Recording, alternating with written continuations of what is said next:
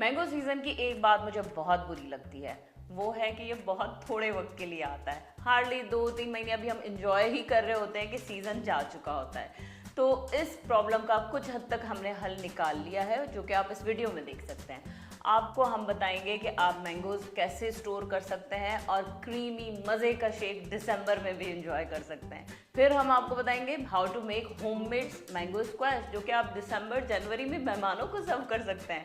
फिर सुबह सुबह मैंगो जैम के साथ अपनी सुबह का आगाज कर सकते हैं। इसके अलावा अचार, जो कि पाकिस्तानी टेबल का सबसे इम्पॉर्टेंट कंडेमेंट होता है, उसको भी हम बना के स्टोर कर सकते हैं। तो चलिए देखते हैं वीडियो। मगर इससे पहले अगर आपने सब्सक्राइब नहीं किया है तो हमें सब्सक्राइब कर लें, बेल आइकन को प्रेस करना नहीं भूलिएगा।